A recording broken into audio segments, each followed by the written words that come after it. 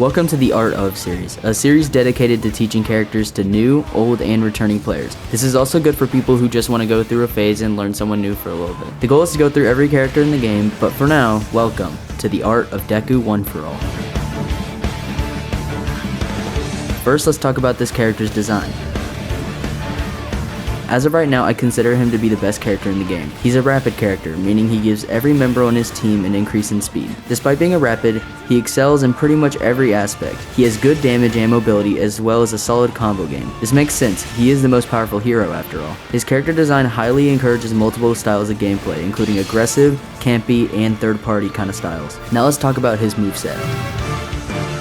His alpha is a large wave produced by punching. It does high damage at the price of slow startup. In the air, it comes out faster, but does less damage and less knockdown. His beta is one of the most complex moves. Upon activating, the charge up does take damage. This only hits people right next to you though. After, he sends himself flying with a big punch. While in overdrive, which I'll get to in a minute, holding the beta button will let him fly into the sky and slam down with a quintuple smash. A lot of players don't know this, but you can actually do both versions of his punch with one charge. All you do is use his beta normally, and then if you have overdrive, press the beta button again and he will go flying into the air and do the quintuple smash. This gives him insane movement as well as letting him do both punches with one charge. Next is his gamma. His gamma is gear shift. It upgrades his speed and attack speed as well. Pressing gamma will activate low gear. Pressing it while you already have low gear or any other gear will let him do a dash forward. This is great mobility, but you can only do it twice and then you must touch the ground again. While in overdrive, the effect gear shift has on your moves and your speed is multiplied even further. This makes you fast and deadly. Being in overdrive also allows you to hold your gamma button to do a lock-on attack. Next is his melee.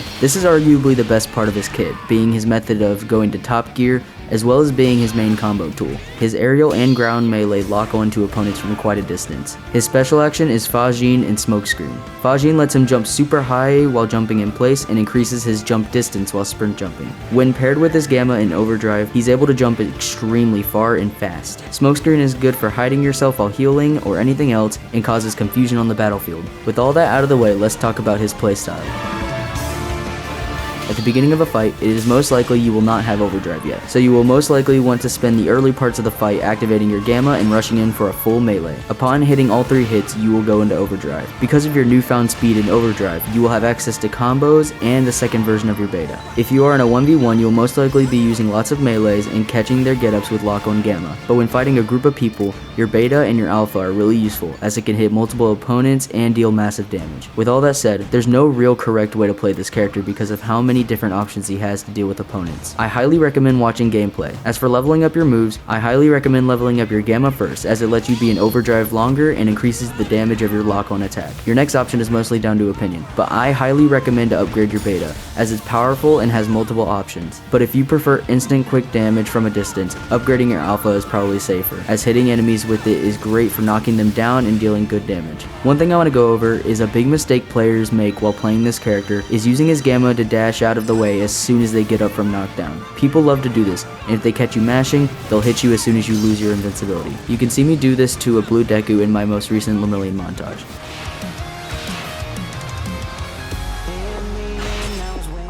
Using Smokescreen to hide yourself and heal is smart, as well as using it in the middle of a battlefield to cause confusion. Fajin is probably the worst move in this kit, but is mainly used for running around when there's nothing else to do. Let's talk about his combos now. His combos are so expansive and customizable, so I will try my best to explain. His melee combos can be started with either an aerial melee or a ground melee. When the opponent has shield, you will probably not be able to get many combos off, but when they have no GP, that's where his combos truly shine. The interchangeable melee attacks is what makes his combo game so expansive. It's honestly impossible to use words to describe it. I know it seems lazy, but here's a series of clips that show you what kind of combos you can do. I hope you guys can forgive the lack of explanation.